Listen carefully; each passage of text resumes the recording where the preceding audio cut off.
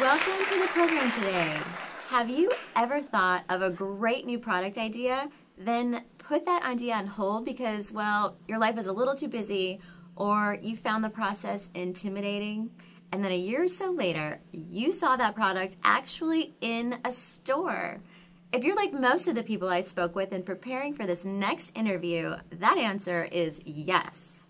You may have missed that opportunity to become the next multimillionaire, but the next time you're struck with another brilliant idea, you'll want to take action. I'm speaking today with Mr. Michael Foster of Patent Services USA, the company that has revolutionized the way inventors approach patenting and commercializing a new product or invention. Welcome, Michael. I had no idea just how anticipated this interview would be. It seems like there's a little bit of inventor in everyone I speak with. Well, thank you for having me, Sandy. I've been looking forward to this as well. I'm hearing so much about patents these days. Share with us what's going on in the field to create so much interest. Sandy, what many inventors that we speak with are not aware of yet is that in 2011, the U.S. Congress passed the America Invents Act of 2011, gradually phasing in a fundamental change in patent law. The United States shifted away from the first-to-invent patent process to now operating under a first-to-file law. Previously, companies had to maintain extensive documentation and records of research to substantiate that they were the first to come up with a new invention. I've spoken with many individual inventors who wrote their idea on a piece of paper and actually mailed it to themselves. Right?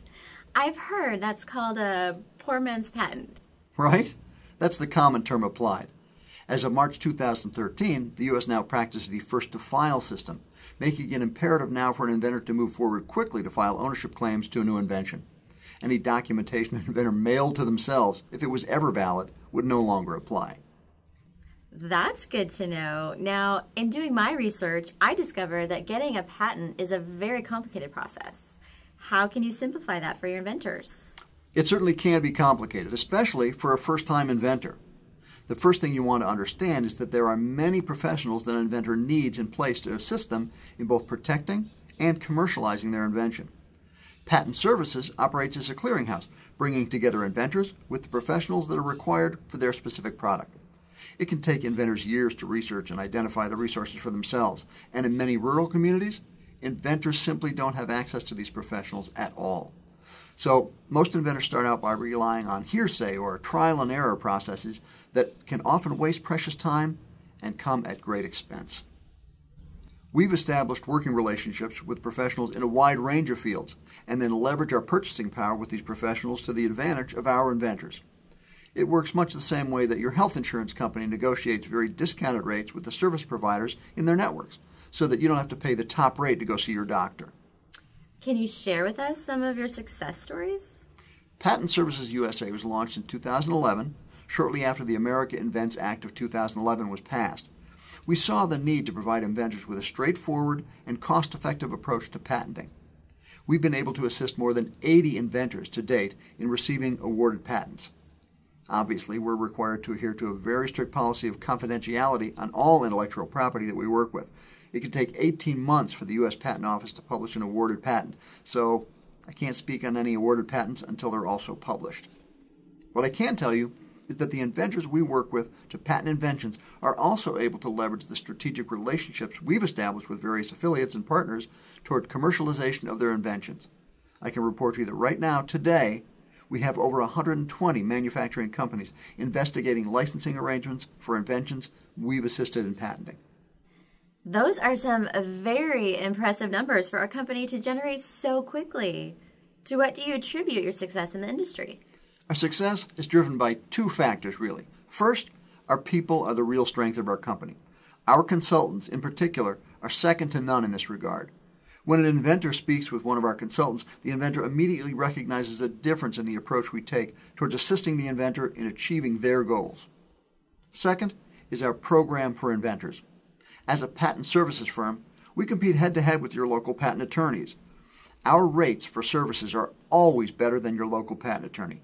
Again, because of the large volume buying power we have available, we can save inventors substantially over working with a patent attorney locally.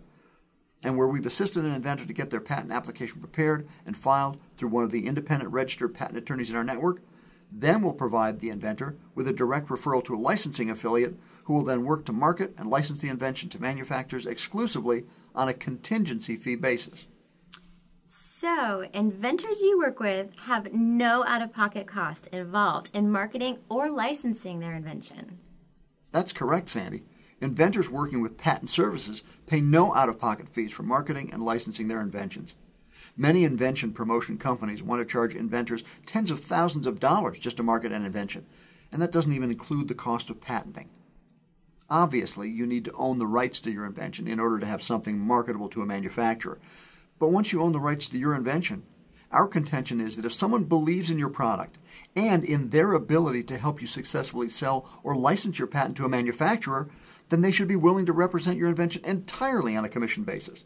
That's exactly how a real estate agent works to sell a home, for example. And that makes perfect sense to me. Ladies and gentlemen, that's all the time we have for today. I'd like to thank my guest, Michael Foster of Patent Services USA. Michael, we wish you and your company continued success. Thank you, Sandy.